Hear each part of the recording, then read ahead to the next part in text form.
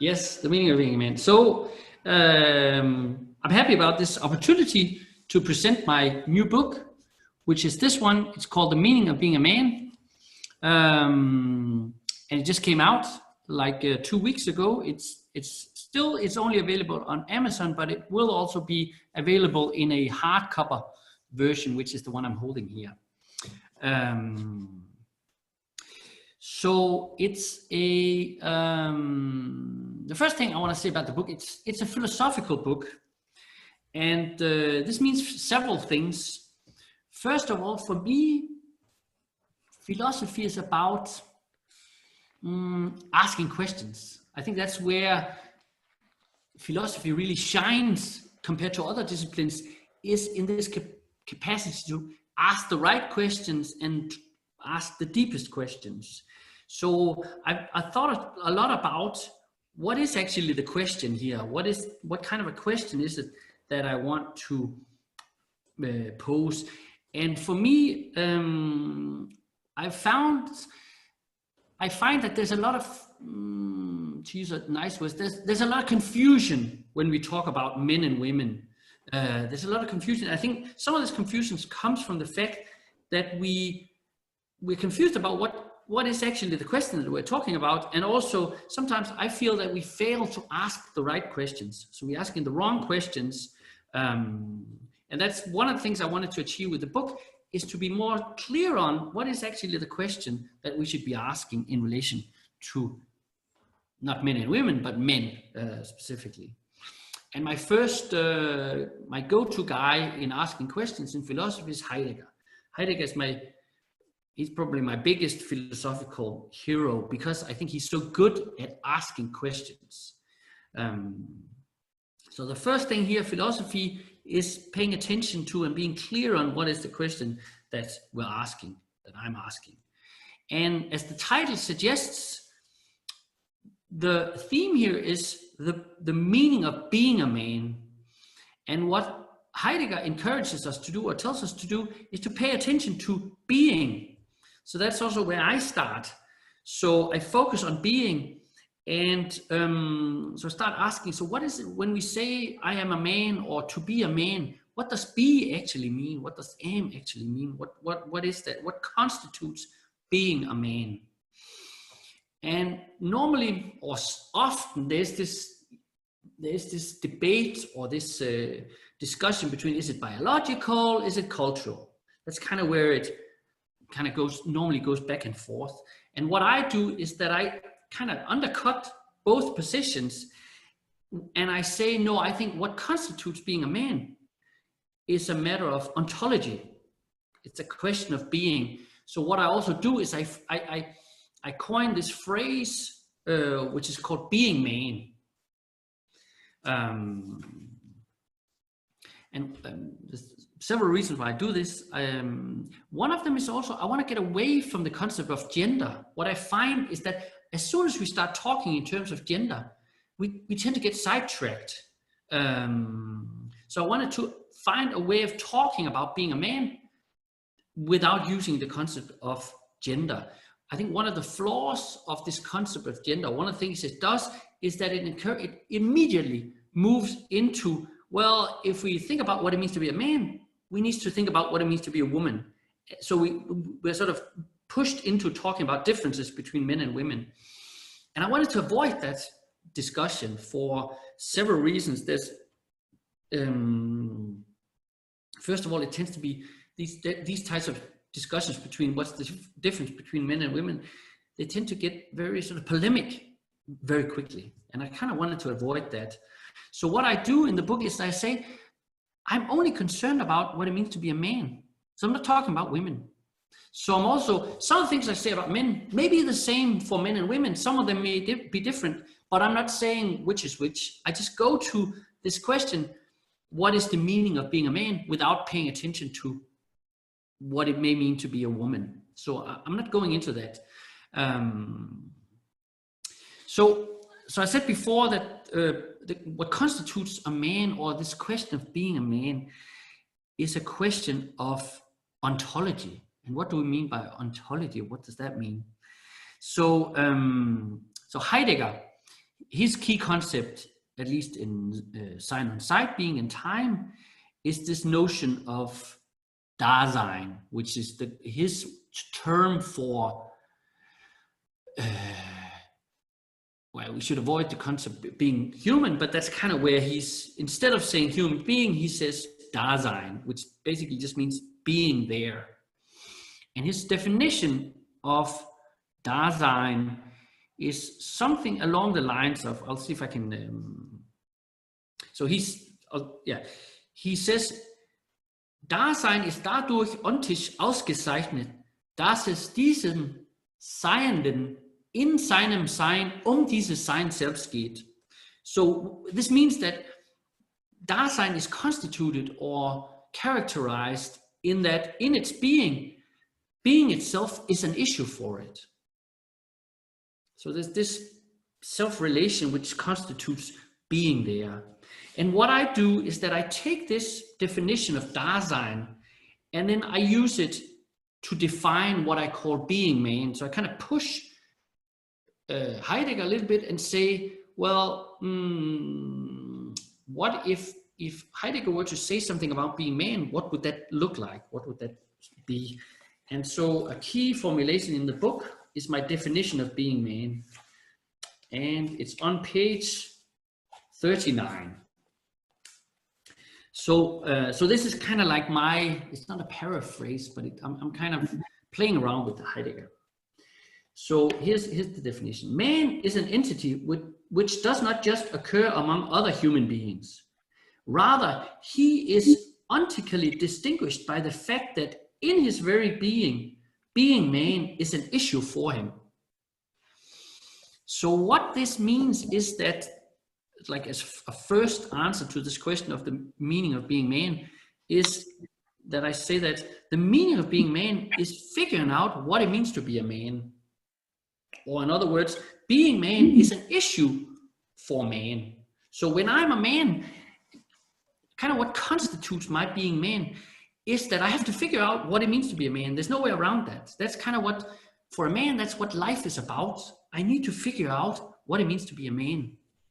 And of course, I mean, there's an element of tautology in this. And then at the same time, I think we can, if we think about it, if we think about the way that we use the term man, we kind of know this. I mean, if you look at children, if you look at boys, they kind of know this already. They kind of know we need to figure out, we need to become men.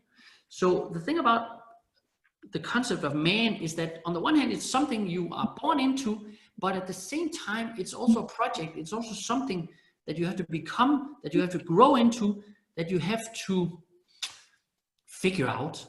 So on the one hand, you are a man by virtue of being born as a man, but then at the same time, it's also something you have to work with for your entire life. It's also an unfinished project. I mean, most people, even when they're 70, even when they're 80, they're still struggling to figure out, so what does it actually mean to be a man? So it's something we kind of feel that we need to live up to. And I don't mean that in a negative sense. It's sometimes portrayed as, oh, it's a bad thing. We have to live up to these rules and blah, blah, blah. I mean it as a good thing. It's like something to strive for. I want to be a good man. I make this example in the book. I say, so imagine your own funeral. Imagine you are a man and you die, and yet for some reason you have access to your own funeral. And at the funeral, someone is making a speech talking about you. And try and compare, what would it feel like if the speaker said, oh, Ole, yeah, he was such a good person. Or if the speaker were to say, oh, Ole, he was a good man. And to me, for me, there's much more calories in the second one. There's something more, there's more flavor to it. There's more, we can kind of sense that, right?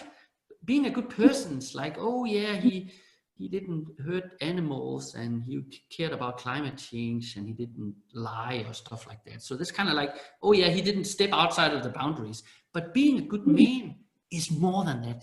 It's being more active. I also make, I think I make a reference to Jordan Peterson saying, being a good person is about not lying, or is the equivalent of not lying. Whereas being a good man is telling the truth. Those are two different things.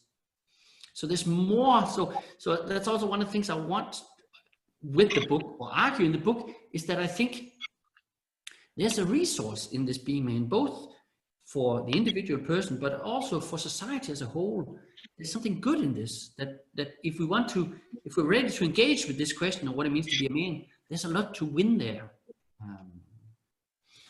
So I'm just gonna check if there's a question already. Can you? Oh, for helvede. Wow. We'll skip that one.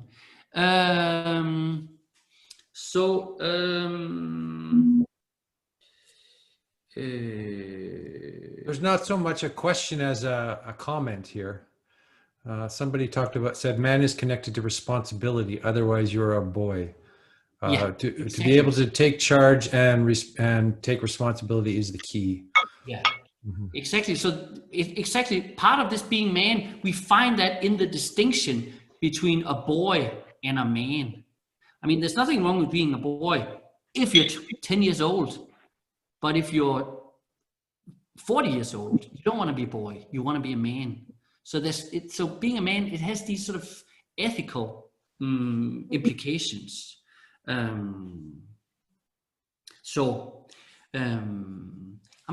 Is there like other man is connected? Yeah. Someone says, yeah, thank you. Okay. So I said this, there was an element of tautology in this, that being man is an issue for man. So I'm going to talk a little bit about how does this issue, how does that emerge? And another thing I do in the book is that and again, it's also to avoid this confusion. I think a lot of the times when we talk about being a man, we kind of get our concepts mixed up. And what often gets mixed up, sometimes we talk about male, female, sometimes we talk about masculinity, sometimes we talk about men, and we kind of talk as if they are the same thing. So what I do in the book is I do a little bit of sort of conceptual work to distinguish these different dimensions of being man. And I talk about 3 dimensions. So the first dimension of being a man is that you're a male. A male kind of refers to your biological constitution. Male is also its opposite, or it's kind of the distinction is between male and female. So either you're a male or you are a female. And the place kind of where we disclose our being male, you could say, would be through science. It's kind of this more sort of objectifying gaze at us. We can take the example of if you go to the doctor to have your whatever, if you have pains in your scrotum or something, and then you go to the doctor and have him look at it, then he would kind of be disclosing your body as male, right?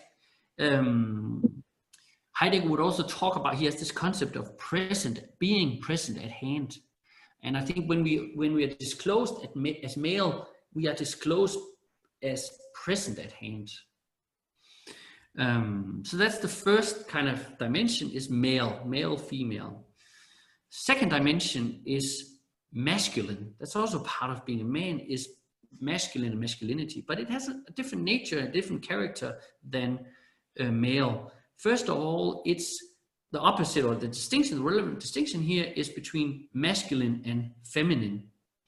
But masculine and feminine is not a question of either or, it's a question of both and. So every men as well as women, we have something, we have a masculinity, but we also have, there's something feminine. We also have a femininity in a sense. So it's a balance between the two. And the place where we can disclose masculinity and femininity is not so much in science, but more in art and culture. Think about movies, think about paintings, think about novels. A lot of that, it's a big theme in art, is this interplay between the masculine and the feminine. So when I say it is disclosed through art and culture, I don't necessarily mean that it's a completely arbitrary social construct that can be whatever. I think there's something more substantial in it. However, it is through art and culture that we encounter it, that we can examine it, but also that we can express it.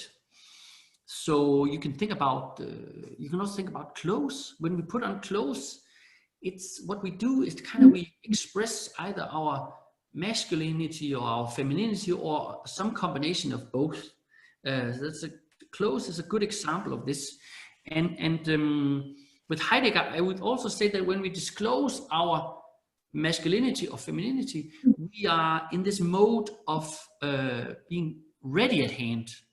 So the difference here is, rather than sort of this objectified gaze, we are disclosing ourselves in the process of kind of doing something or wanting something or desiring something or being engaged in something. We kind of want, there's more of an intention in this. And then the third category, the third dimension of being man, is what I call man. And here, that's a key point in the book or in the argument, is that we would be tempted to think, oh man, yeah, that's the relevant distinction here is woman. But I say no, the relevant distinction here is not woman. The relevant distinction is actually person or human being. So the idea is that I talked about just before, I talked about how this being man is also some kind of an ethical call, or there's something ethical about, something we need to live up to. However, we can also live in a way where we kind of retract from this question or flee from this question. We don't want to think about, we don't want to take that responsibility upon ourselves. And we do that when we just identify as persons or human beings and say, oh, I'm not a man, or it's not important that I'm a man. What's important is I'm a human being and I'm a person or something. And we all sometimes hear that as it's something particularly virtuous to identify as a person or as a human being, which I kind of turn it around and say, no, I don't think that's the case. I think identifying, or at least engaging with the world as a man and taking whatever comes with that, I think there's something, there's an ethical commitment in that. We also discussed it just a little bit before about this growing up to become a man. I also refer here to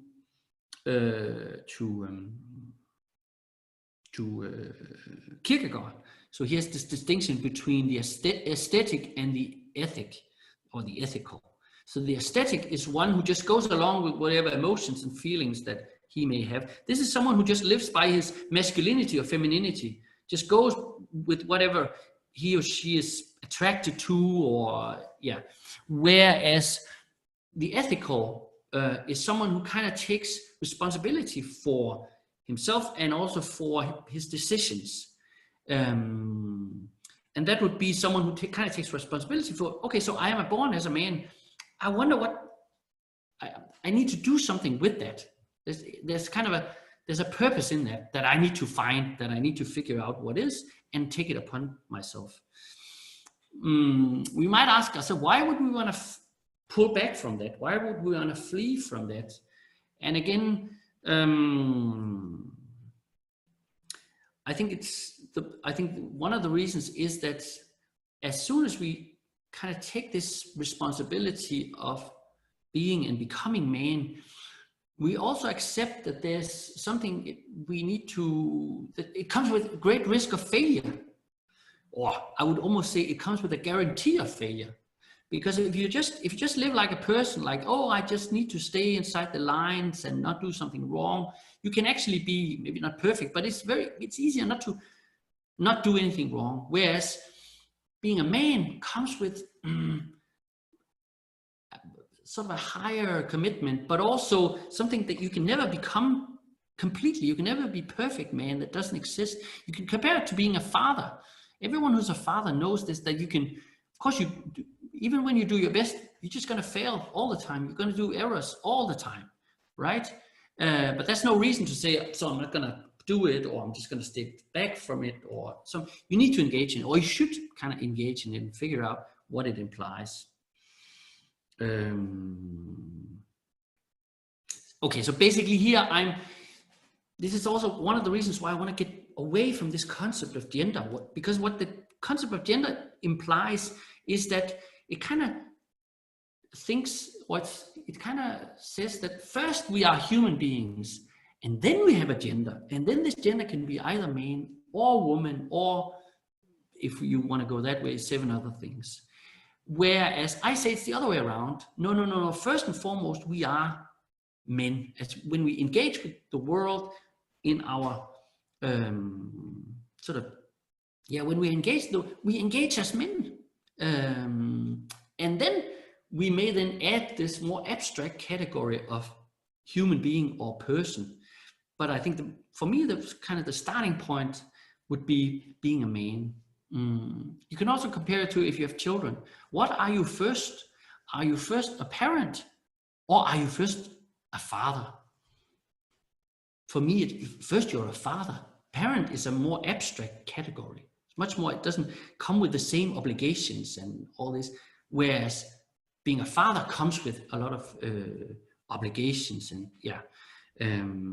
so I kind of reverse this idea that we're not first humans and then gender. Just like you can also think about a lion.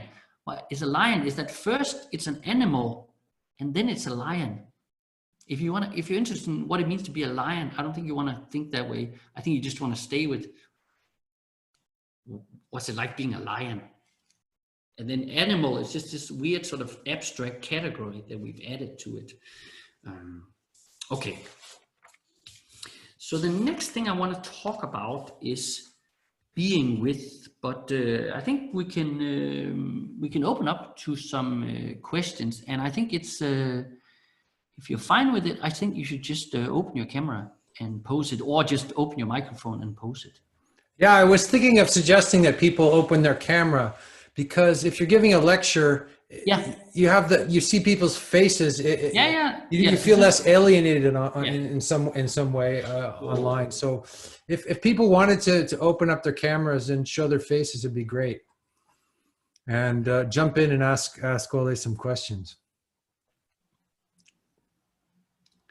If you really want to, it's also okay just to open your microphone. And it's also okay to just listen in if that's what you want.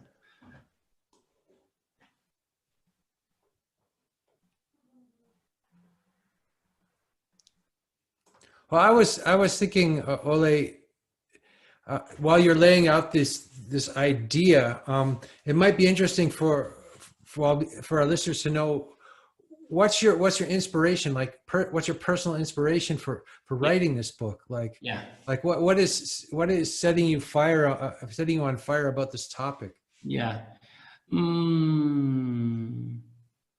I've been interested in these questions about men and women for all of my academic career. So I actually studied sociology in the 90s, and I was interested in this. I think it's hugely, it's so important, men and women. What's more important than that? So, but at the same time, I also felt that the way that we could discuss this in academia was, it didn't really make sense to me. The concepts didn't really make a lot of sense to me, and there was also sort of a normative or ideological undercurrent in most, if not all, of the debates, and of course it's been dominated by this field of gender studies, right? And gender studies, it kind of sounds like something neutral. Gender studies is like, oh yeah, that's both men and women equally and all this, but it's just, once you get into it, at least that's how I felt as a man or whatever, it just didn't make sense to me. So I felt that there was no kind of outlet for me for having this kind of conversation, at least not in the academic world. And then, but it's a question that's kind of stuck with me,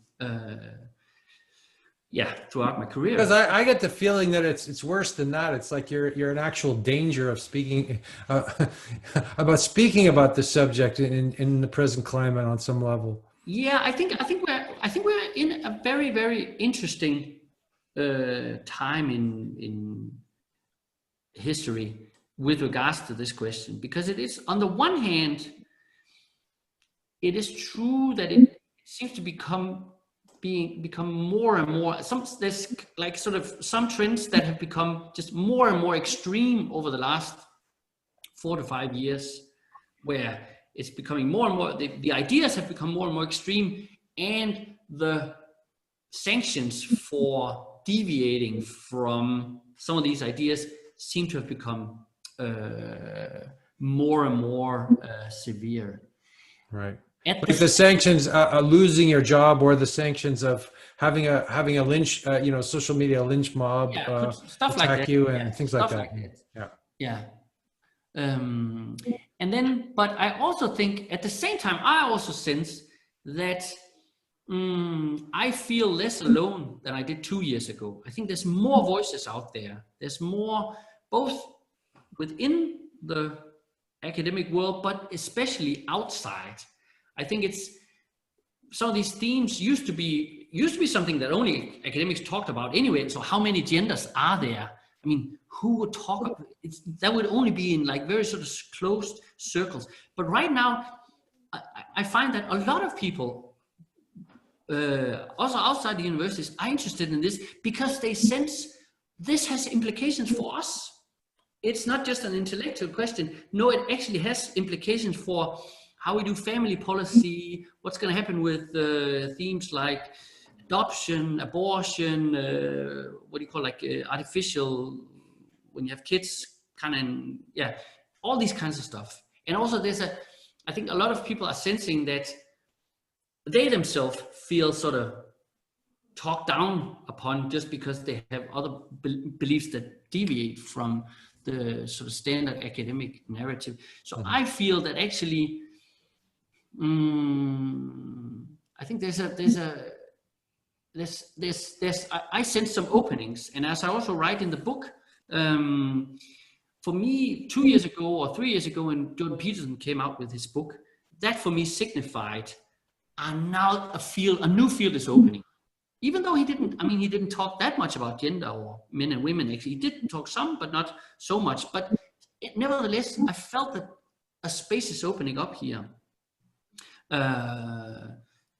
So there's a question from Mano in the chat. Mano, do you want to ask the question, or would you prefer if I read it? No, I can make some quick question, and then you can comment on my comment if you want. Yes. Okay. Thank you for giving me the opportunity. I was thinking about the cultural aspect or the cultural context of being a man, or being a man about something, and when I'm thinking about some American context, I mean, if you idolize, or Anglo-Saxon, could be English as well. I mean, John Snowden, Julian Assange, or I mean the very critical activists in the Anglo-Saxon culture, and what I'm trying to say and ask is how much this freedom tradition means in being a man and taking action and taking risks and take the responsibility and pay the price. Means in that context, and compare it to the continental European context, which I can characterize as bureaucratic sense of being, this is my job, this is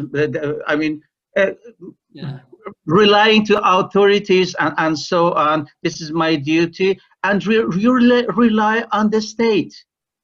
You think that the state is good, and you trust the system, right? But in the English and American, you have a suspicion, and that kind of the culture surrounding you. I think Bart is absolutely into this. I mean, what culture, how the culture affects our way of being, your design. Yeah. I mean, this is something relevant to your discussion, I think. No, it certainly is.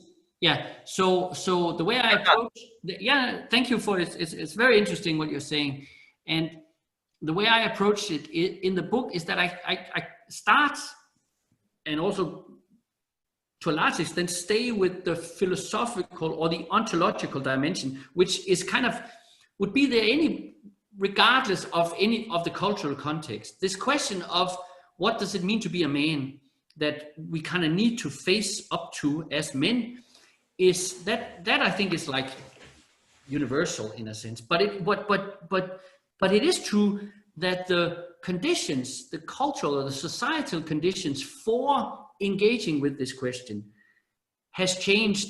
I think it has changed over time. And I think there's also differences between different cultural contexts, the American and the European. It's not something I talk so much about or I don't talk about the distinctions that you make there. So, do you believe in this difference? Do you believe that my dichotomy or my distinct? I think it's worth thinking about. Yeah, I think it's worth. I think it's certainly worth thinking about, and I think it's certainly. It's I don't have like a ready-made answer just because your question is so good. So I'm thinking about it as we speak. But it is true. There's something about the state, the nature of the state, in a way. At least in the one thing I'm gonna say something that just comes to mind, and then we'll see if that kind of fits with what you're saying. But in the context of this Corona thing that we have now, I can't help thinking that maybe what we're witnessing today is a form of a feminine version of totalitarianism. So we're used to thinking about totalitarianism as a very masculine, like, oh, Stalin would say, oh yeah, kill them or send them to Siberia. And Hitler would say, let's attack these guys, or let's attack these guys. Let's do it at the same time. So we're kind of thinking of totalitarianism as masculinity gone overboard or gone too far, right? What I see today is femininity gone too far.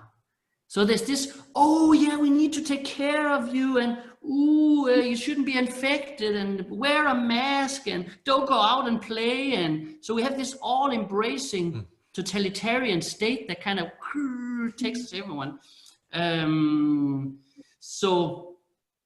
But the curious thing is that it's not. I think it's even worse or even more in the US and the Anglo-Saxon context than at least here in Denmark.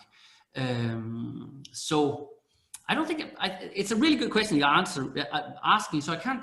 I just want to add something to this, because this is something that we can elaborate with, and the other guys in this discussion can contribute to, and that is, in the political context, you're talking about, okay, you have been, suppressed by the church, and then the nobles, or the aristocrats, and then a lot of authorities, and then you have this communist ghost, and the fascist ghost, and the church ghost, and the other institutions ruling on you. Of course, you have even harder institutional force in England and the US, but you don't trust them, and that's where you have the difference. And this is the right to carrying guns to defend yourself against authorities, and you see that in American movies all the time, but not at the same time in the Europe. So you learn to obey your masters all the time. And that's the American criticism to Europe. You need to be saved all the time. Because you never learn your lesson. Never. It could appear in feminism also, all things like that. That's my point. I like your enthusiasm. It's good, and I think there's a lot to debate in this. But I also think that I should be careful not to. That's the thing, when you read a book, then people they ask you something, and then you can be like, oh, maybe I also know something about that, and then you go into saying something and you don't really. So I should be a little bit careful here to not move into something that I really don't know so much about. So, but I will say this, that sometimes we sometimes hear this, oh, masculinity is in crisis and men are being suppressed. And writing this book and also just being a man, I think, no, I don't think that's true. I really like men, and I think we're gonna survive. It's this whole idea that you can have a society where you suppress men is absurd. Of course you can't do that. I think it's one of the sort of very fundamental balances of the world, is that men are just going to rise up. And you mentioned Julian Assange and Edward Snowden. We're going to have men like that. I mean, there's always going to be men who are going to do this, who are going to be heroes and do this kind of stuff. So I'm not concerned about men, or I'm not worried that men were not going to. I think it's, and I also think there's a lot of good things going on right now. So thanks for what's your name? Is it Menno or? Mehran. My name is Mehran. Mehran. Are you from Sweden? Yeah, I live in Sweden, but I'm originated from Iran. Wow, cool. Iran, yes, Mehran is an Iranian name. Okay. Yeah. Okay. I think I want to do the second part, and then we can open for questions again. How's that, Andrew? Sounds great. Sounds great. I'm having keyboard problems now, but go for it. So I had this definition of being man as being distinguished or characterized by the fact that being man itself becomes an issue to us. And so the way that being man emerges as an issue to us is it does that in different ways, as male, as masculine, and as man, as I talked about. But also another one of these existentials, as Heidegger would call them, is being with. So Heidegger talks about the fact that we are in a world with others, right? So that's part of our being, is that there's other people here. And I also kind of think along those lines, but again, I push Heidegger a little bit further. So I say, well, not only are we here with others that are like ourselves, we are also here with some who are not the same as me. And that would be women. So a huge thing, or a big part of being a man, is being in the world with women, being in a world where there are women. I think we all can agree that that's a big issue. I actually I just want to add that, maybe if I can just find it. I frame that discussion with two quotes that I'm just going to read. See if I can just find them. Because I just...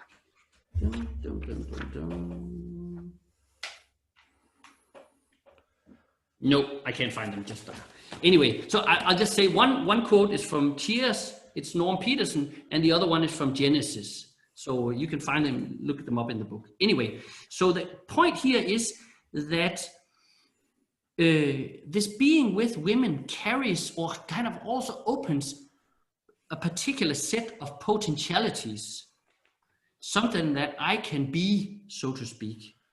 And Heidegger, he has this concept of Eigentlichkeit, which means assume responsibility for the disclosure and realization of my own potentialities for being. And that's also what I'm talking about here. So being with women, the fact that there are women in the world, kind of opens a special set of potentialities that I need to, at least, it's not set what I need to do with it, but I need to consider it. I need to take it into account. And at this point, I introduce also Hannah Arendt in the book. So as you know, she was the mistress of Heidegger. So there's a interesting connection there. But also Hannah Arendt, she's a brilliant thinker in her own right, of course. And what she does in relation to Heidegger is that so Heidegger is concerned with the question of being, and Arendt takes that question and turns it into a question of doing. So she has this catalog, or these three categories of activities. She says there's like 3 different types of activities we can do. And she refers to labor, work, and action. Labor, work, and action. And what I do is so rather than just say, so what can we do in general, I posed this question, which it's a simple question, and yet it's worth thinking about. So ask, what are men and women doing with each other? What are we doing with each other? What are the kind of things that we can do with women? Since they kind of pose a special potentiality, it's worth thinking about. So what are the things that we can do with these women? Amazing things, I will say. And then, so I make this, I kind of continue this line of thinking that started with the distinction between male, masculine, and man. And then I say, well, these three categories correspond to, first they correspond to Arndt's concepts of labor, work, and action. And then I translate these concepts into procreation. So procreation is something, being a male opens the potentiality of procreation with a female. Masculinity and femininity corresponds or opens the possibility or the potentiality of sex. And of course, sex can be, it doesn't have to be with a woman. It could be with another man, or with two women, or two men, or men, or there's all kinds of, you can even do it with stuff that is not a woman or man. There's all kinds of possibilities there. But anyway, there's this activity of sex. And then finally, the category that corresponds to action is love. And again, you don't have to, I mean, you can also love another man, or you can, yeah. So, but my point here is what is special, or what distinguishes this category, the being man with woman, what distinguishes, what is special about this is the potential wholeness of these three. So you can procreate, have sex, and love at the same time with the same person. Only a man and a woman can do that. Yeah. So so my formulation, actually on the very last page, I answer the question that I posed. So the answer here is that there was a question, I posed a question of the meaning of being man with woman. And so the answer to that question is, being man with woman is distinguished by the potential wholeness of love, sex, and procreation. Simple and yet important.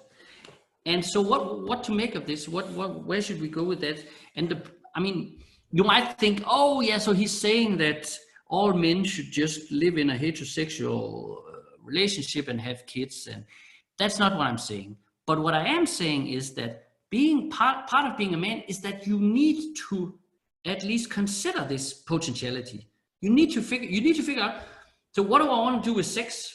You need to think about that. You need to kind of find out, what am I to do as a man? What do I need to do, or what should I do?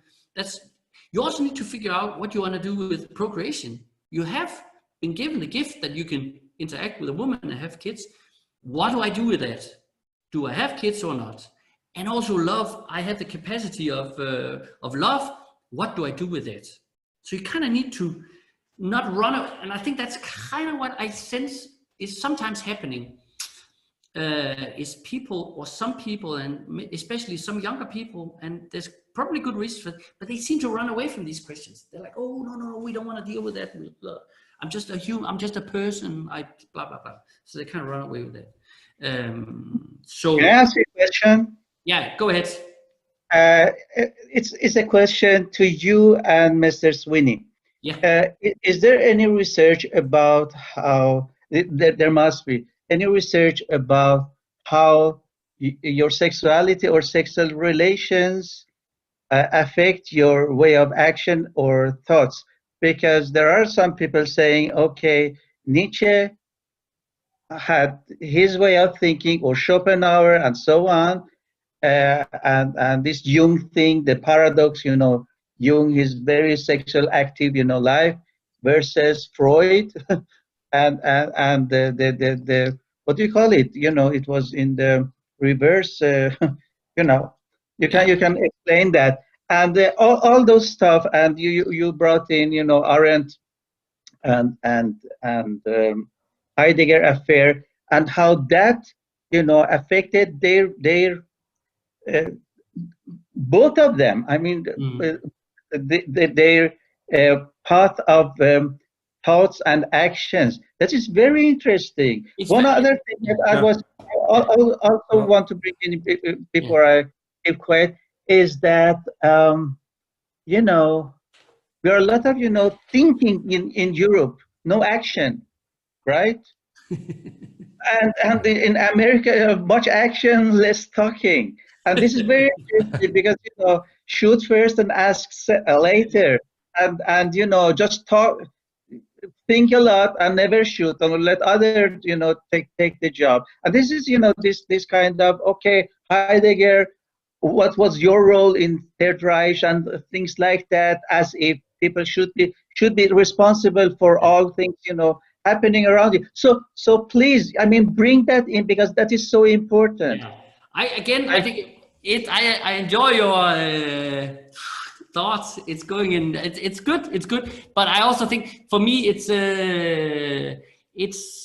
I get where you. I mean, those are interesting questions. They are not, or at least I had to think about them. But I don't think I can I can't answer them on the basis of this book. It would be going too far. But I will say, however, that when I present what kind of want to. Have you any own thoughts about that? Let me finish this menu. So sorry. What I'm trying to experiment with in the book, also in terms of my style of writing, is I want to bring in these thinkers, Heidegger, both Heidegger and Arndt, not just as thinkers, but also as like a man and a woman. So and so I talk a little bit about sort of their engagement and so forth, because I think also that when we want to understand, and in some sense I do it with myself, not to compare myself to either Heidegger or Arndt, but I also bring in myself sort of in the book as a person who's coming from somewhere, and I have a father, I have a mother, I have a wife, and I have sons and so forth. So I'm like to bring in this idea that first I'm a man who's engaged in the world, and then I am a thinker or something like that. So I know that doesn't quite answer all of your questions, but it is sort of what I can offer. I would like to sort of end this, and then we can open for more general discussion. Yeah, maybe Mano, we could save the conversation for after for you to finish your presentation, and then we can open it up for everybody to have a larger conversation. Yeah. So but I like you. There's life in you, Mano. I like that. So I want to end by saying, so what do I hope to achieve with the book? What do I want with the book? And I've sort of just want to make 3 points here. First of all, for me, writing the book has been in writing the book, I've created sort of this safe space for myself to think and write. And I felt as I started writing the book, very soon I noticed that, I mean, when I write, I think that's for everyone who writes, you have this imaginary reader. So you write to someone, kind of more or less clear who it is, but you have this kind of, you're talking to someone, you have this inner conversation, right? What I found was that I was writing to someone, but as I was writing, this other voice would kind of intervene and be like, you can't say this. And then I would go back and rewrite and then I found, no, this is not working. I can't, this voice, I have to liberate myself from that. I have to block that. So I did a little, I'm not going to go into that, but I made 3 rules for myself in the introduction that allowed me to kind of keep that voice out and say, no, now I'm just going to write from my mind, but also from my head, from my heart, and from my stomach. Just get it out and see what I believe. And what that has done to me is that it's given me more courage and clarity to also when I have conversations with others. It's just writing this book and sort of being in this space where I kind of train myself to say what I actually believe. It's already helpful to me when I have conversations with others. And so that one of the things I wanted with the book is for other men or other people to have that same experience, kind of be in this safe space where, you can think this, you can say this, and then maybe they can go out and have better conversations with other people afterwards. That's one thing I wanted with the book. The second thing, I've already touched upon this, is that I wanted to provide an alternative to gender theory. And I'm saying this with, if people read gender, if they're into gender theory and if it makes sense to them, go ahead. I have absolutely no problems with that. I think they should go ahead with that.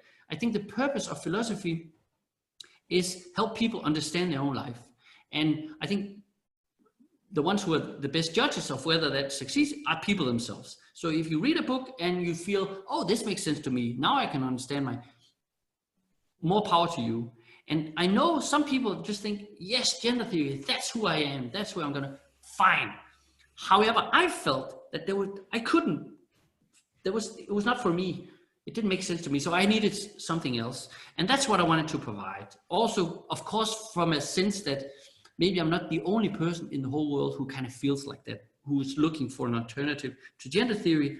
And that's what I wanted. So here's a different way of thinking about men and women going in another direction than gender theory. And then, so that's the second thing. The third thing that I hope, that I wanted to achieve, that I hope to achieve, is that I think today, a lot of our talking and thinking about the relationships between men and women, we kind of start off with this assumption that it's a zero-sum power game. That's kind of our starting positions. Yeah, men probably want to take something away from women, and there's only a scarce amount of resources and only a scarce amount of position, blah, blah, blah, and then it's struggle, power, all this. I'm not saying there's not power between men and women. Yes, there is, but it shouldn't be the starting point. At least for me, it shouldn't be a starting point for a philosophy of men and women. That's not how it is. So what I wanted to do is establish another starting point for thinking about this relationship, where first of all, for me, the relationship between men and women is a plus-sum game. So if I want to encourage men to become more men or become, that benefits everyone, including the women. So and I think now I haven't written a book about women, but I assume it would be the same. If women kind of the more women step into their being women, the better for themselves and the better for men. So it's like a plus-sum game. So that's also what I wanted to achieve with this book. So to sum it up, I say men are good, women are good, and they love each other. That's the starting point. And then we can get into power and stuff later, but you shouldn't start there. You should start with men are good, women good, love. Yeah, that's it. So now everyone can speak, and Manu, you can also that's speak. Great. Someone else wants to speak first. Yeah. Maybe I'll start off with the question, if that's okay. Yeah, I was thinking of a book by Ivan Illich called Gender, which was written in 1977, I think. Yeah. And when he wrote this book, the purpose of the book was to kind of celebrate complementarity, right, of male and female, and also to describe how beautiful the differences were, and and then he got sort of crucified by the political movements of the time and kicked out, and in a way the feminist movement and all these movements stole his term, which was a very, as you say, a very positive term. It reminds me of what you're trying to say here is the basic goodness of masculinity and feminine, and how we should celebrate that. So I wonder if this term gender has just been sort of completely abused and turned into just this sort of culture war instrument.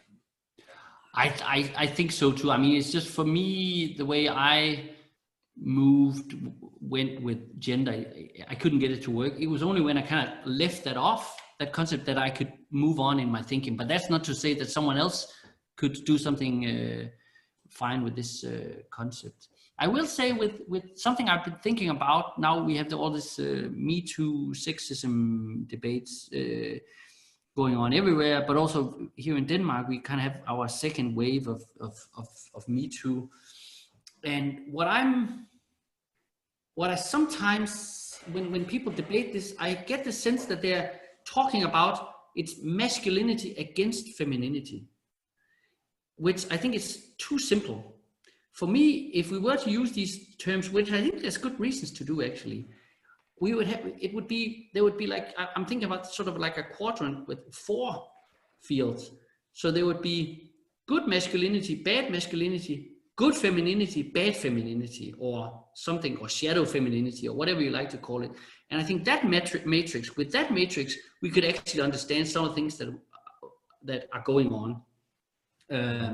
And for me, becoming a man, taking responsibility to grow as a man, is also about achieving a better balance between the masculine and the feminine, both in yourself, but also in your relations to others. And I think some of these, it's not something I write in the book, but it's something I've been thinking about. I think some of these Me Too cases where men go too far, I think it may be because they themselves do not have a balanced relationship between the masculine and the feminine. So they kind of go overboard. They don't know how to handle this. But the answer to this is not, oh, so they should be more feminine. No, the answer is that they should be more balanced and grow into being a man, would be my response to that debate. Okay, I'd just like to invite everybody to, if they feel like it, if you want to turn on your cameras and join the discussion. And if you want to ask a question in the question box and you don't want to speak aloud, I could read that if you prefer, but please join in if you feel like it. Yeah. So does anybody have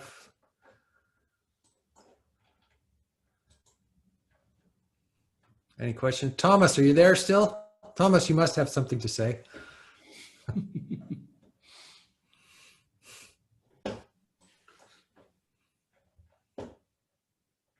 Yeah, I'm here. Hello. Hi, Thomas. Hey, good to see you. Hey, Ole, I'm sorry. I think I got the time wrong, so I tuned in at the end of your talk, unfortunately. Okay. But you've heard me talk about it before. Yes, and I've looked at your book. So I don't know if you touched upon it, but I have a question about the relation between what's going on between the sexes and the rise of technology. Do you see that's your field. Do you see any connection between these two? I don't know if you touched upon it before I tuned in. I don't write about it in the book, and to be honest, I don't know too much. I think you're more of an expert on that. So please, I mean, I'd be curious to hear just your take on it, and then I can respond in whichever way. Yeah. Yeah, I don't know if I have any. I think that one of the things that's very interesting is that so we have these prohibitions that have been very necessary for the survival of human beings.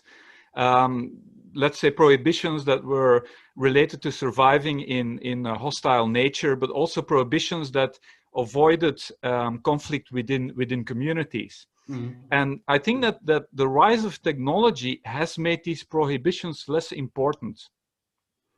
So there's a certain relaxation of prohibitions because you can get away with less rules because there's so much abundance around. So the supermarkets are full of products and so on and so on.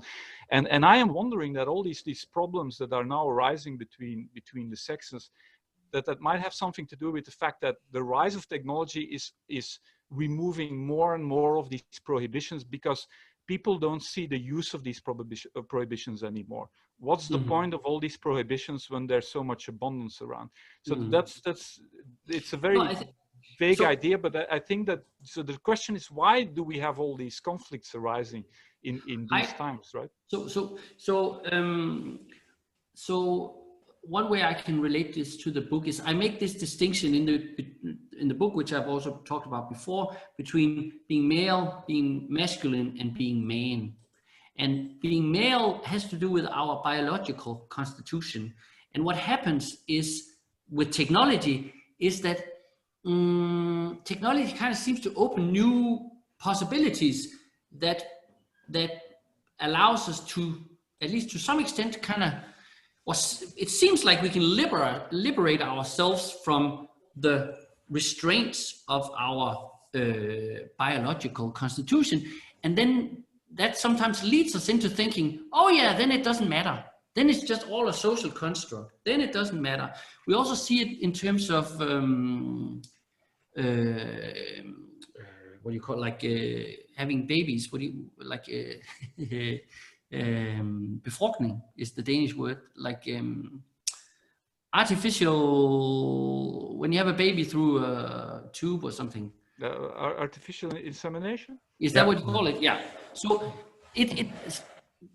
some of these technologies it kind of blurs or makes it less obvious how men and women need each other. And how they complement each other. It seems like, oh yeah, we can do fine without each other. And there's even some who say like, oh, we don't need men anymore. Like the most stupid thing. And I think, but I do think that some of that has to do with technology. Is we seem, and another thing technology does, of course, is also at least sort of social media and stuff, where we experience that a lot is about appearance. So, and that. An appearance, yes, that is one. Appearance is something that we can, to a large extent, control. So if I wanted to, I could have put my hair feminine, I could have taken off my beard, I could have taken on makeup, and maybe I could look like a woman. And so in terms of appearance, it seems like, yeah, we can be one thing, we can be the other thing, it doesn't really matter.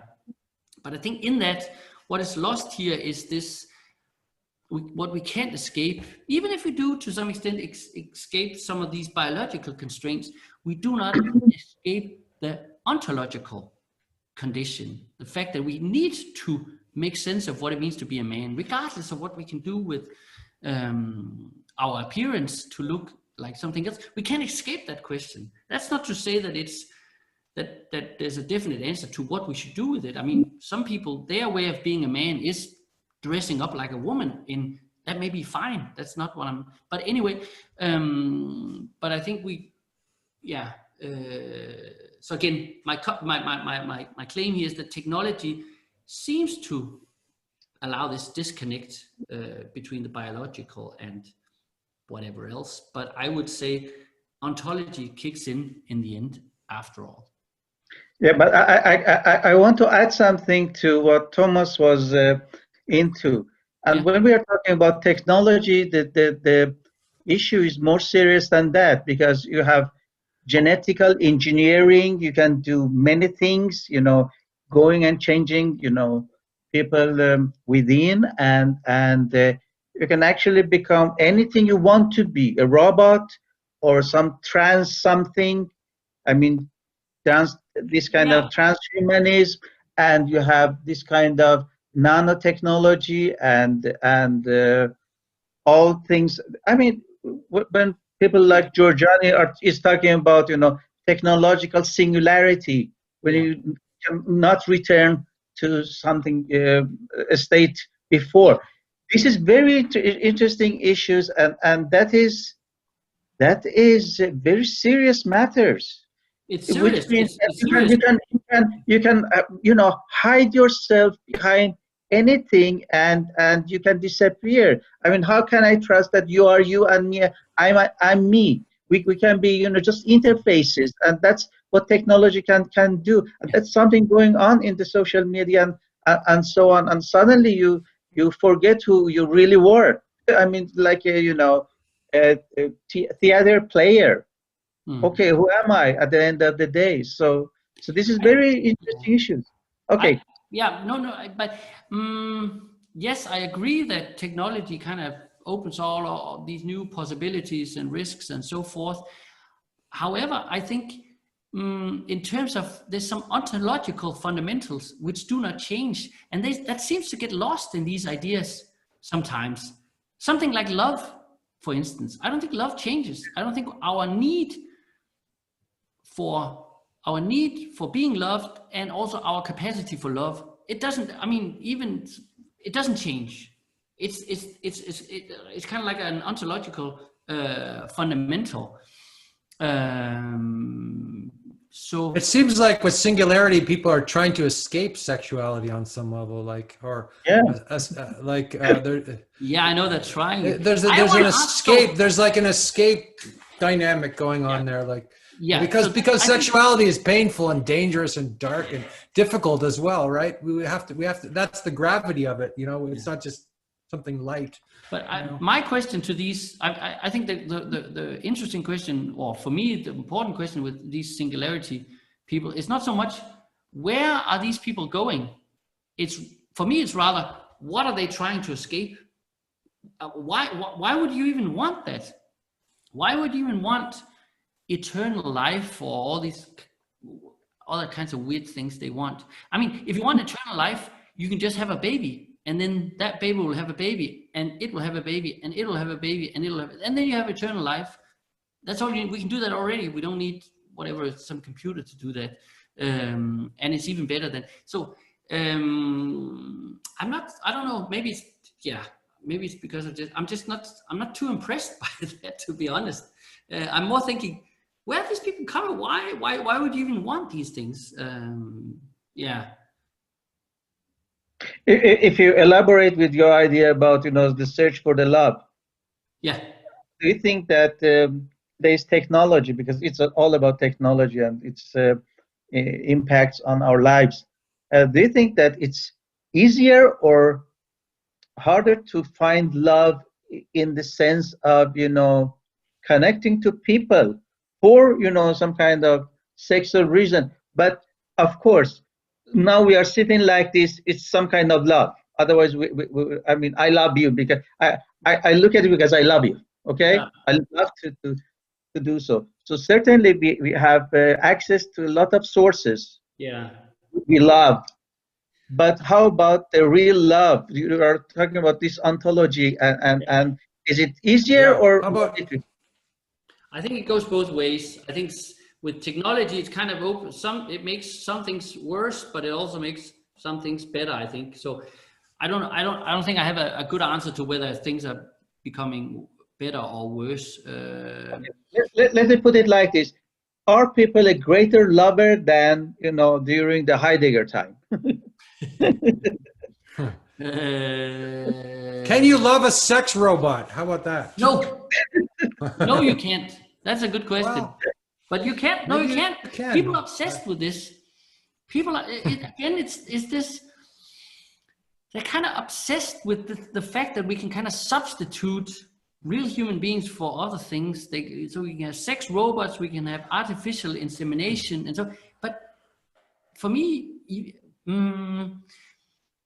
at the end of the day, you can't get round it. You can't get round of the basic existential condition of being with. You are in a world with other. But you refer to this ontological reality, right? But I mean, the technology is part of that ontology, right? It might, for example, if we are merging more and more with our machines, right? At the moment, we're still holding the machines in our hands.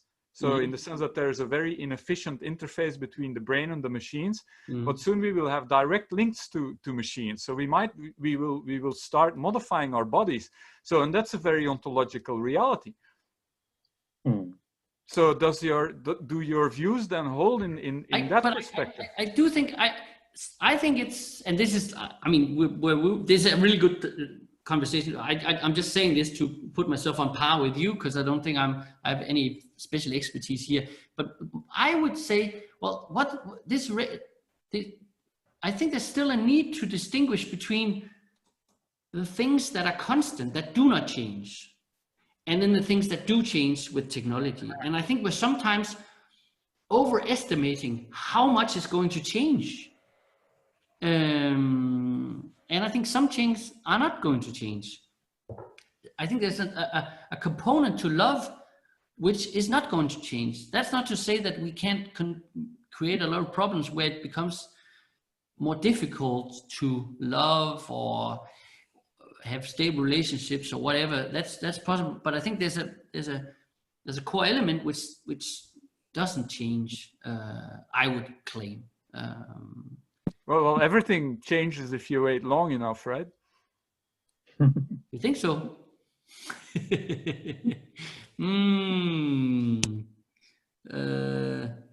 Yeah, maybe. I don't. Yeah, we don't. That's a theological question. But now a different. Well, I guess once we're like, you know, single-celled organisms in a swamp. Yeah. But yeah, that is true. What are we going to be? I'll give you that, Thomas. Years? Yes, if we on that scale, everything may change. But then we might not be a human. I think you're talking about being human, right? I mean, maybe we won't be human any longer. Yeah, I think that's the point, right? I mean, how long will we remain human in the face of the rise of the machines? So that's the question. So, and this change might be more rapid than you would think. No, I don't.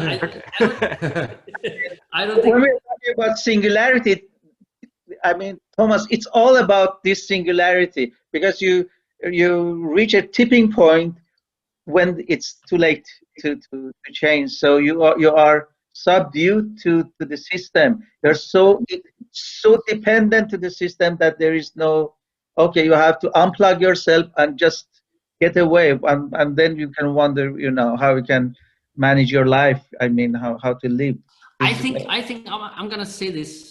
I mean, and again, we're beyond my competence here, but I think technology is overrated. I think at some point people are gonna say, been there, done that, didn't work, or we'll go back to something else, or we'll do something else. This whole idea of sort of making this, once we were here, now we're here with technology, and then in a few years we're gonna be here. I don't think it necessarily works like that. It's my 5 cents. Maybe it's just my projection of my own. So this is my phone, as you can see. So I struggle with the technology. Okay. So yeah. You're great, man. Well, is technology degrading our humanity while it's increasing our sort of, you know, powers in some kind of way? So there's this like, I don't know that there's this. You sort of invoke this our or this we in your question. What is happening to us? Are we? Mm-hmm. Is it our? And I don't think it necessarily works like that. I think this, for some it does. For some it does something else. For some it doesn't. Yeah, sure. Yeah. Yeah. There is, well, like you're going back to your Nokia phone, and some other people are going back to like campfires, and you know, it's like it seems to be like a primordial thing that human beings do that people want to return to as the technology increases in intensity. Yeah, or maybe it's not even maybe it's not necessarily a return. Maybe we're in this stage, and then we go to another stage where there's a different configuration, and technology plays another part. Maybe the development is not. Maybe it's a disclosure, or a disclosure, or is that a Heideggerian word? Disclosure, like there's this constant disclosure of reality. Yeah. No, I don't know. There is one aspect which I agree with Ole about this. You know, certain things are, you know, fixed, and that desire of belonging. What I'm thinking about is this COVID thing. I mean, we are locked in more or less, but at the same time, you have the street, people of street, and most people think at the end of the day that if you want a real change, you have to gather in the street. And no matter if it's COVID and so on, and you see that, you know, the American or many countries, you know, very, very high, you know, death rates and so on. And no matter what, they are into the street and making their chants and making their, you know, political actions and so on. So I think that streets or the society, the physical society, could be still power source or a platform, the playground for manifesting yourself, instead of, being online and thinking that I'm, contributing to some change. What do you think? I mean, all of you. I think people go on the streets just because they're lonely, like they're just, they're lonely and atomized and depressed, and so they feel good to be with other people. It doesn't matter what the cause is. Let me push this technology question back to all of you, but both you, Andrew, and Thomas.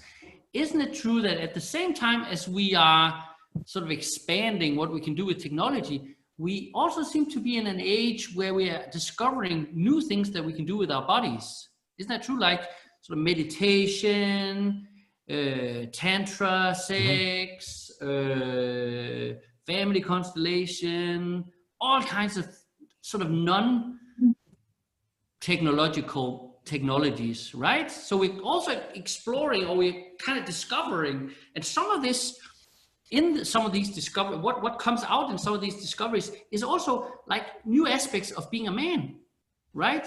Oh, I have a body. Not only do I have a body, I have a male body, can do special things, and so that for me gives me I don't know. Hope. Are those new things that we're discovering, or are those perennial things? Like, I think the question. I think some of it is some of it may be sort of counter reactions to a sense that technology is dominating too much of our lives.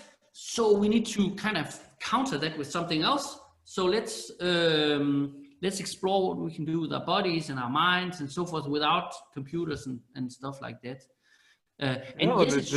It's an explosion of information now, right? So now you can go on Amazon and you can order books by Longchenpa, which is a Dzogchen teacher. He's from the 14th century, I believe. So this used to be very, very secret texts. Yes. You wouldn't be able to just buy them, and now you can just you go to Amazon and you say, oh, I'm gonna buy some Longchenpa books. Exactly.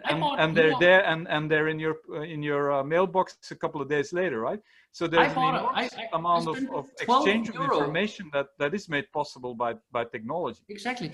I spent €12 on a course on Udemy on Qigong, which has been excellent, amazing. I've been doing that for half a year now for €12. Amazing. So that's kind of, and it's something that I took from the screen, but it's like something that's working in my body and my system and all that. So there you go. So I think, I think I'm. Well, there's this excess of stuff, right? Before it used to be a lack of stuff. Now there's an excess of stuff. It's like, so how do you deal with that? Like, Like that, yeah. Well, we do, don't we, Andrew? We ask our friends what's good, what's not. I mean, we have scarcity and now we have, abundance kind of, but I have one question. I wrote some to Andrew about this great movie Joker. Yeah. I saw it yesterday. The reason I'm talking about this, bring it in, is the will to power, and how this three thing and this ontology on being a man. This is some kind of will to power.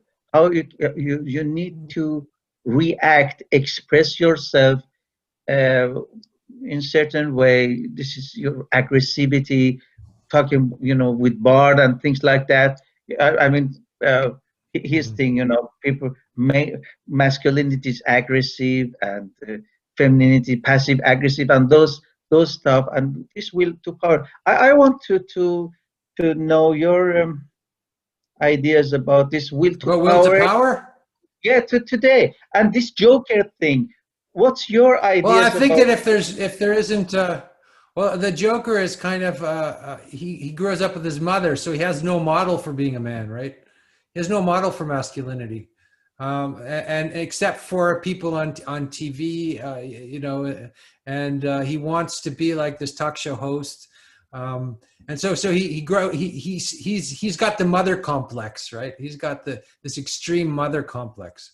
And that's what drives him kind of, he doesn't have a father to relate to. Yeah, but it was not only about and I think the society really has a pathological mother complex on you know, on a larger level, because this father figure is so degraded and attacked and undervalued and you know, ridiculed. He's sort of Homer Simpson, right?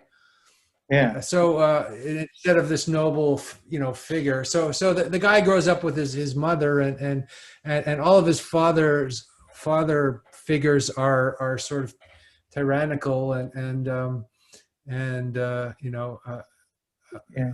But virtual. So he's just the guy. He's just the what do you call those guys? Those guys that, you know, really hate women. Or what are they called? The incels. He's just sort of the incel figure who, yeah. You know. But then he's looking for attention, because everybody wants attention on the social media, and it's a game to get attention.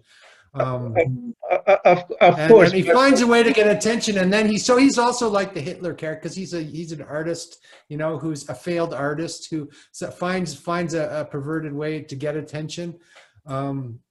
And that's all because of the lack of you know what Ole's talking about. I think here. I'm not sure the gravitas of the man, of masculinity, of you know. No, I think it was, you know, a powerless person.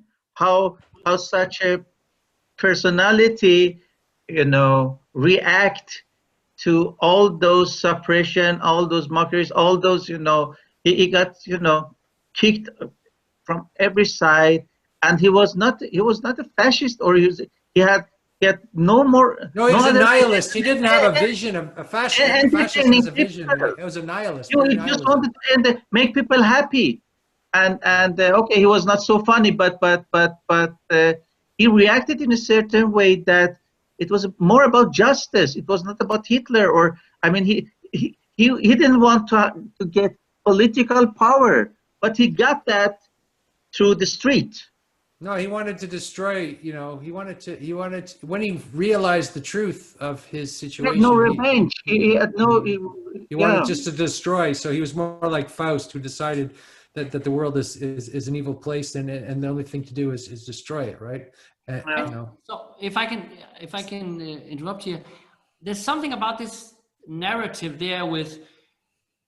Also, we have the society which is kind of discrediting fathers or pushing them out of the family or whatever's going on. And then we have these boys, and then they grow up without a father, and then they become the Joker, or they become Hitler or something like that. Mm-hmm. This narrative, it may, I mean, of course, as a sociological analysis, it does have some merit. At the same time, I'm not sure we need this narrative. I think there's something, I don't want to...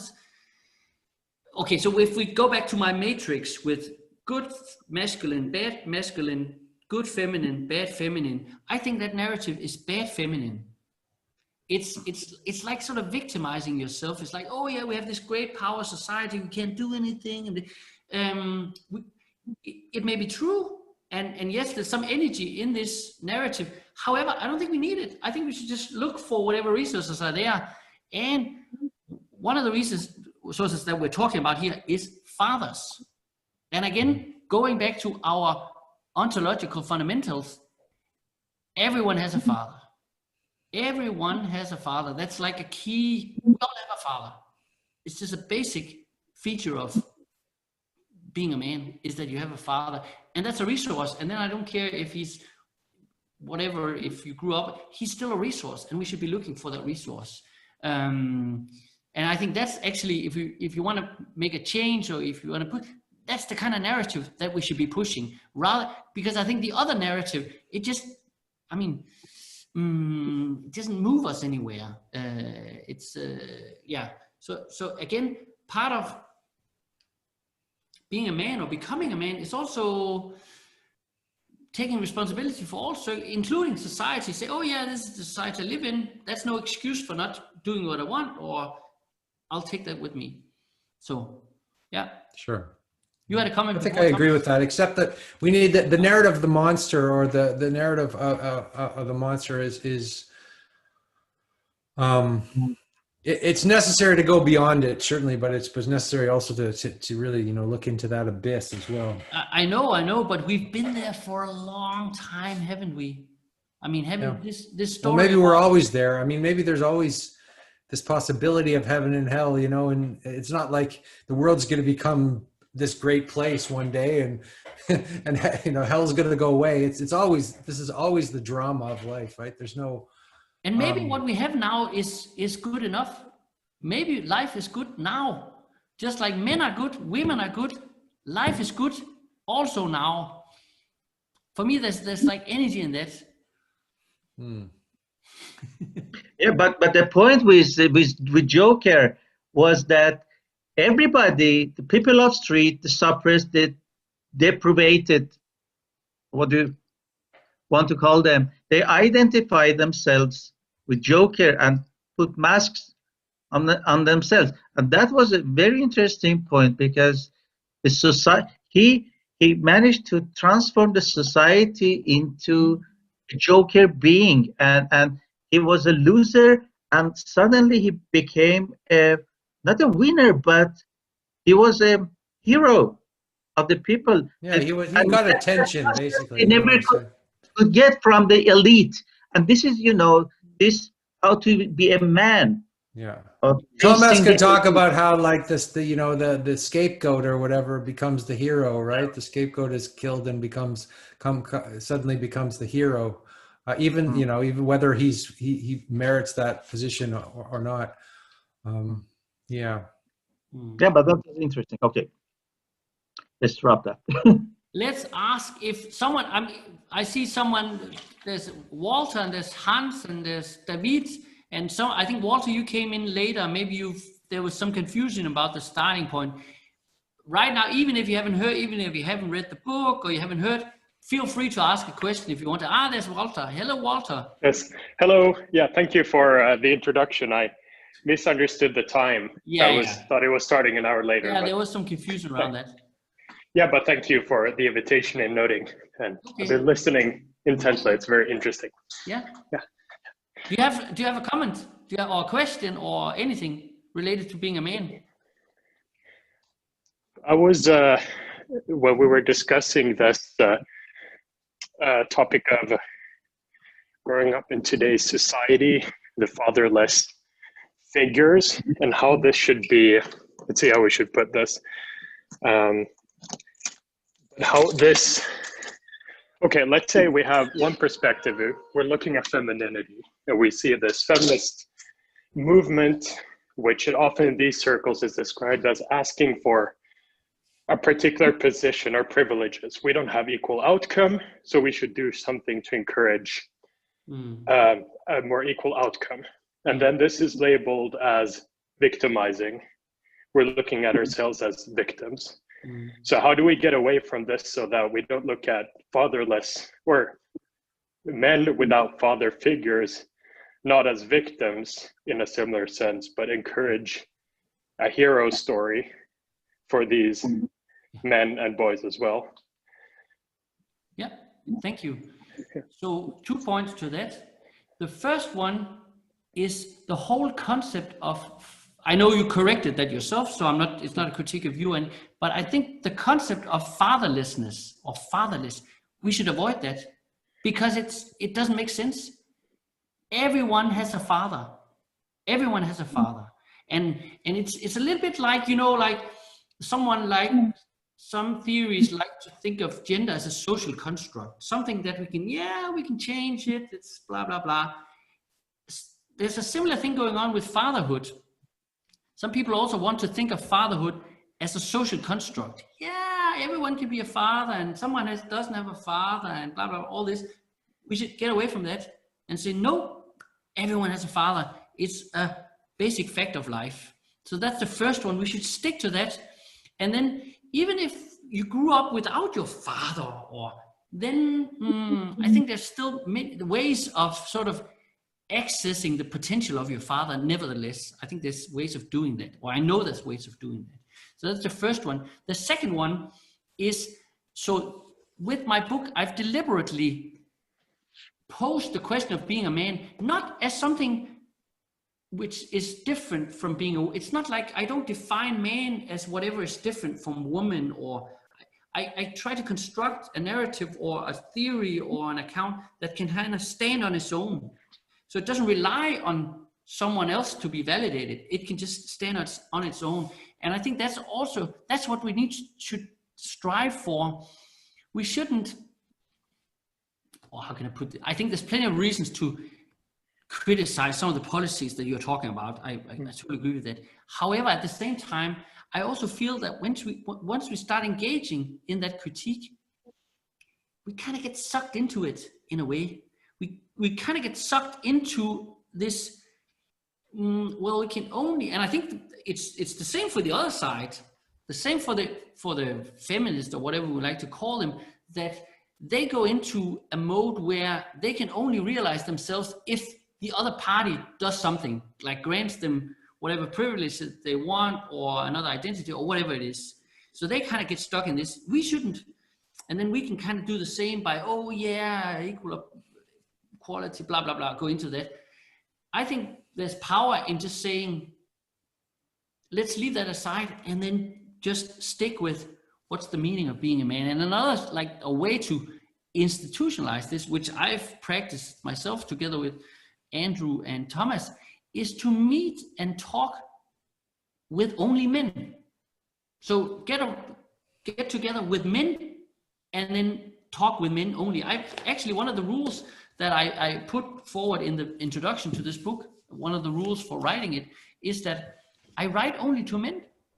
So this is written only to men. It doesn't mean that women can't read it. Of course they can. But when they read it, they should think, here's a man talking. I'm listening into a man talking to another man. So that would be my response to, I think that's a strategy we should kind of think of ourselves as sovereign, which means that what our being doesn't depend on others. It doesn't depend on others like validating or legitimizing or giving us permission to be something. No, we can stand on our own and be what we want. Yeah, I think one definition, not definition, because you're posing it as a question, like being a man, you're not giving us a definition. No. One principle perhaps of being a man is to avoid the culture of complaint, right? To avoid all of that shit, like on all sides of the political spectrum, right? Be critical, but don't get into a mode of gossip and complain and where your entire life becomes politicized by this or that. It's like find a rich relationships. I think that's what Ole is saying. Like, we really need these rich relationships with other men, and then we become less, I don't know. There's a lot of men out there like who are really angry about women, and that's not constructive. No. Even if their anger is justified, but a culture of that is terrible. Yeah. Thank you for that point, because that was exactly what I was getting at, getting away from that complaint and feeling about victimhood.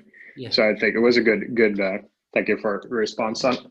Yeah. Ole said something to me great of sovereignty and being on standing up on your own.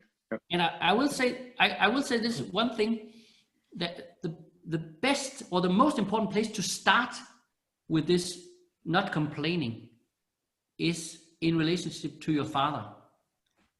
Do not complain about this. Get away from complaining about your father. You can and you can do this little exercise when you listen to other men speak, and if you can get them to talk to their father, listen, what are they saying? And then my experience is that if a man starts complaining about his father, his strength and the energy goes down. Whereas if he talks good about his father, his strength and his energy goes up. And it works when you look at other people, it works for yourself. So it's not like we should say, oh yeah, my father was perfect. And of course it shouldn't be that, but just be grateful That's why God is always represented as the Father, right? Again? Whether you're religious or not, that's why God is represented as the Father. You know, you look up to that, and that gives you strength. Yeah. I was actually thinking about, I've been thinking about in terms of religion, there's like there's the Old Testament and there's the New Testament. And in the New Testament, it's like we have this direct access, or it's like our relationship to Christ. Like, so there's the Father, or like, so but anyway, there's God is like an imaginary father. So that's kind of one. But in the Old Testament, there's this guy was the son of this guy, who's the son of this guy, who's the son of this guy, who's the son of this guy, who's the son of this guy, all the way down to us. So there's a direct lineage of real fathers. And I think we need to kind of balance these two. And in some people, the way they go about religion is that they substitute the imaginary God for their real father. So they say, yeah, my father, he was useless, but fortunately I found Christ. Now he's kind of my father. I don't think you should do that. I think you should kind of keep both of them. There's real strength in that. And then also see like your father as the last link in a chain of life, right? So, and when you look at your father in that way, who cares if he like worked, he didn't show up to your football matches or whatever? Who cares? Like, if he's giving you life, then yeah, that's like the fundamentals that you can draw energy from that. I have an idea. I'm elaborating with the idea of Santa Claus, which means, this is a Nordic phallic vision. If you would talk in terms of, Alex Bard, okay, he's not talking about Santa Claus, but when you are thinking of an unconditional love from a heavenly Father, giving you everything you want at a certain moment, which you cannot get from anyone. Wish me anything, I will bring that for you. And you can see that in the Nordic view of the society. Finland, Sweden, Denmark, even Germany, right? And you have some kind of state taking care of this. Just make a wish, and that will come true. And maybe the same in Canada. Maybe, I don't know. It maybe some kind of a belt somewhere in the north, and thinking like that. And you have that as a contrast to the Pope. You have to obey me. The salvation goes through me, only me. But at the north, you got this Santa Claus figure that is manifested by the state. And this Santa Claus is actually the savior. This is the sociant. If you are going to talk really about the sociant figure, he's the sociant, the savior, coming at the right moment to save you from your misery, your loneliness, your everything.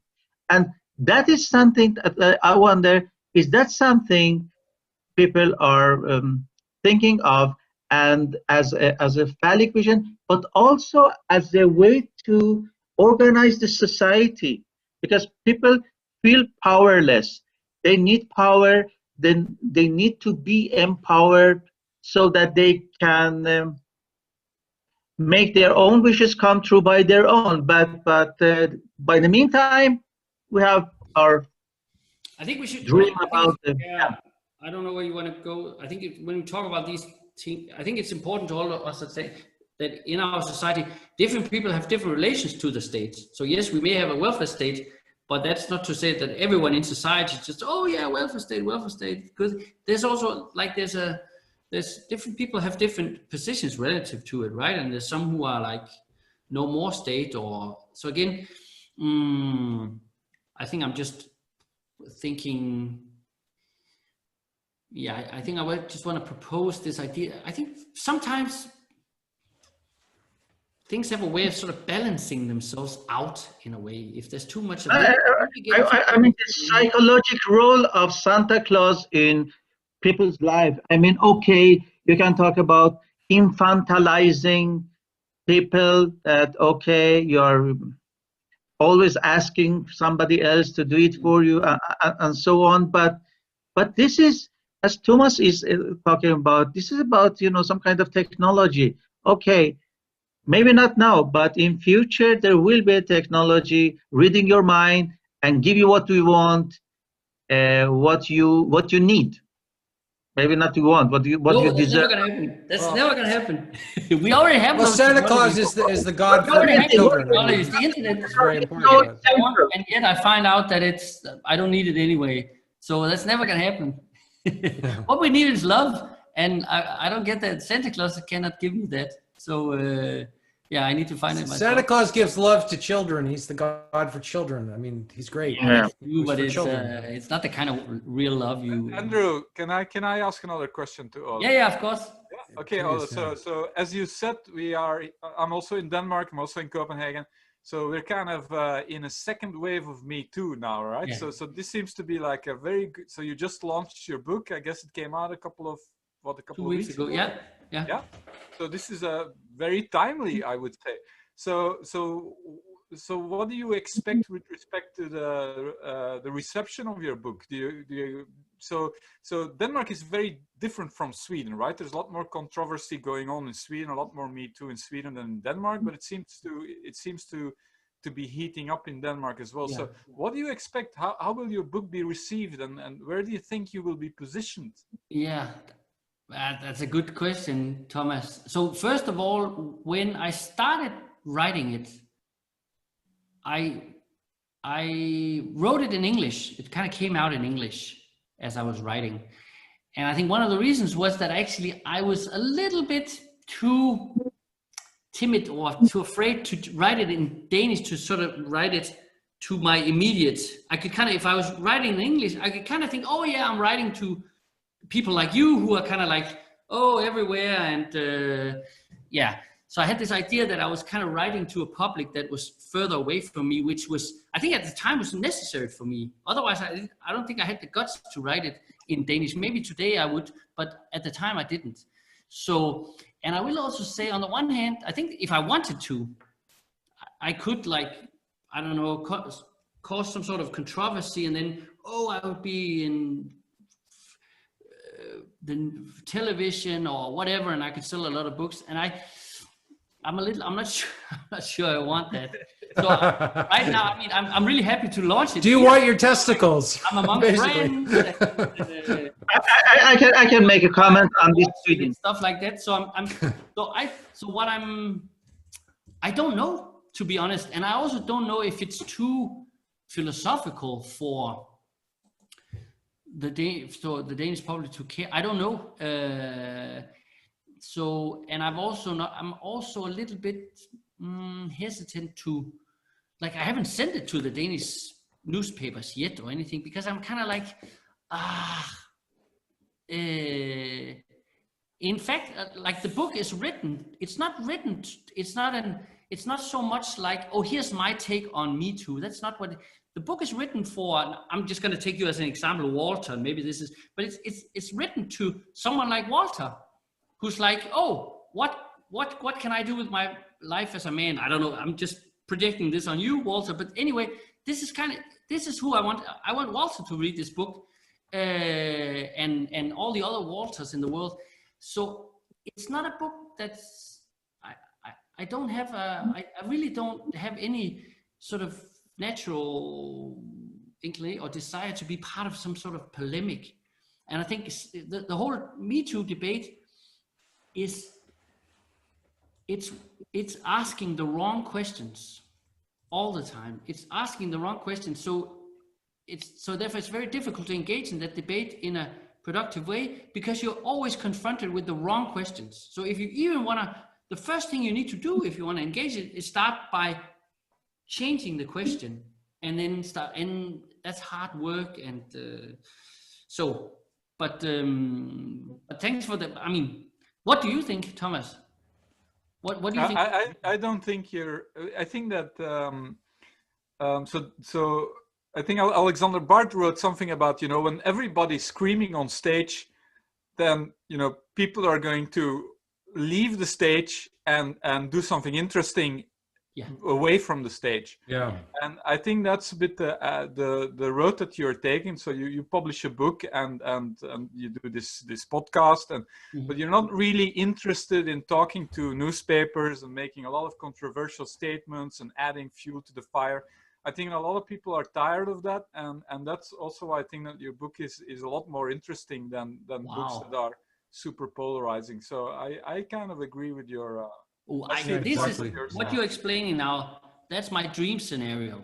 I would love that to happen, because of course I want attention. I want people to read the book, of course, but I would really love for them to do it off stage, so to speak. That would be, So I'd be very happy if what you said. I mean, there's no polemic tone in your book whatsoever. It's just an honest investigation, and you know, and it's also a very good introduction to Heidegger, and a nice lens to see Heidegger through. I found myself, like, you know, kind of going back to Heidegger through reading it. But yeah, I think that's the right approach. And if controversy comes your way, you know, maybe you could just ignore it. You know, I don't know. Yeah. You know, you could be attacked, I suppose, like by trolls, but who cares? I mean. Yeah. Do you have a comment, Walter? I see you turned on. Yes, I kind of see the controversy part as a double-edged sword. So let's say in the case of Alexander Bard's books and tweets, and after having read some of the books and being kind of, I want to discuss this stuff, trying to talk to people, there is an immediate rejection from a lot of people when they're, it's Bard. And all they have in mind, then they go do a quick Google search, then they see, he tweeted that, and some newspaper interpretations, and they shoot it down. And of course, but the other flip side is that it does reach out to a lot of people. So of course, there's a lot of people who go past that as well. But I can see a point as well. But not that many people will really engage with those ideas. I mean, exactly. we have a podcast, right? He gets 1 million views for his, like, shocking, you know, statements, and then we have a little podcast that gets about 500. So it's kind of like. There is a core audience. But I was kind of, my point more being is that if this book doesn't cause a controversy, but the ideas are good, and it's also good, I think, to be able to speak about books and recommend it to people where there's less of a risk of them rejecting it based on its cover, because and actually go read it.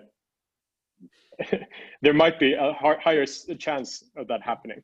I think for me, there's also a question of basically sort of my own personal sort of existential question. I think Alexander, he thrives in these polemics, so it doesn't freak him out, or it doesn't cause him sleepless nights or anything. Because he's good at being in this, and he can relax in that, and I admire that. I think that's great, and I think that's a brilliant strategy. However, I think I don't feel the same way. I don't thrive in these polemics in the same way. I have entered some, but it's not something that kind of, So that's also something I want to balance, because I have friends who've kind of, It all depends on who pay the price for it, which I don't want to pay that price. So for me, it's also about feeling into, where do I want to be? What do I want? So it all depends on who you choose to, you know, as promoter of your book, and who's the me. I'm promoting it myself. I publish it myself, so it's just me. Who's your ally? I mean, it's about the target audience as well. If you write for the academics, then you will be treated as such. And it depends on, you know. who you are going to challenge. I mean, what's special? If I try to put a Swedish approach on that, the Swedish approach is nothing special. We say, what's about being man or woman? It's not a point anymore. And if you have some kind of review or redefinition of being a man, okay, be a man, bring it in. And is there anything special that they can do? Of course, everyone is interested. And there is that kind of openness. And if you have, a real punchline or two, I don't know how many, then you can, of course, be. You have no reason to worry. I mean, you can bring in. What's your punchline? If you had a press conference right now, what's the punchline of your book? Men are good, women are good. Is that good enough? This is so conflict avoiding. This is so unbarred. I don't want a conflict. I'm not looking for a conflict. If that's your point, that there is no point of being a man. It's just a man. And I mean, if you try to demystify the being the man. No, it's not that. It's not. You don't have. You don't have to go and face the mob, right? That's not necessary. Why that? But you're just doing it. You're just sticking up for your view, and you're not. I don't think you're sugarcoating anything particularly. Andrew, so I'd say there's this third. Hold on, can I finish here? There's a third space opening up, right? That is neither mainstream media, nor is it obscure academia. It's this kind of middle space that Ole's inhabiting, and that's where the real stuff is going on, actually. I agree. Yeah. That's where like I want to right be. here at Parallax. That's what I want to be on Andrew Sweeney's podcast. Is natural home. Just a caution. Just a caution. That is, I think that you're talking about some kind of Jordan Peterson syndrome. I mean, guilt by association. Is that going to be something like that? So we can, accused him for a lot of things that he's not saying. Yeah, well, Jordan Peterson wasn't even saying anything very radical, and he wasn't even that polemic either in his point of view, really. But he just got this is the sucked into that whirlwind. Yeah. So if you have your headlines and so on, this is so Peterson, and then pang, guilt by association. You're done and over. Next case. Yeah. How do you if think you're not playing that game, then you don't get if you're not you don't need to be controversial. No. Okay. Mm-hmm. Yeah. And also, I think that Jordan Peterson, he's kind of broken new ground, and I think he's the space that Andrew is talking about is kind of the space that has opened. So I agree. So I'm not afraid of getting. I'm not afraid of getting kind of the same treatment as Jordan Peterson. I don't think that's going to happen. Primarily because, like, Jordan Peterson, he has opened that space, and he has taken that initial flag and so forth. So, I think the space is different today. So let's hope so. So, Andrew, I think we're approaching 10 o'clock. Is there a way that we want to wrap this up? Well, let's just ask if anybody has any. We got 4 minutes left. If somebody has a final quick question, and then maybe Ole, you can say, send us off with your final thoughts. Yeah. Well, I thought it was a great book. I hope it does find its audience. I'm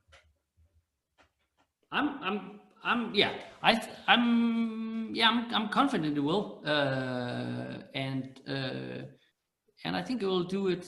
I don't know, slowly or I don't know. It could be like about that. I'm really happy for this. This was I haven't done a live so. This was kind of, in a way, this is the official launch of the book, and I think it was really appropriate space for it. I really enjoyed the conversation. Yeah, we're enjoying it too. There's a wild energy, you know. Yeah. When you have live and you have unknown guests and anything, you know, that's kind of adds a new dimension to the whole podcast thing. And no, I really like it. I'm going to keep going with this. Yeah. So this is the right. This is the home. This is the right home for the book.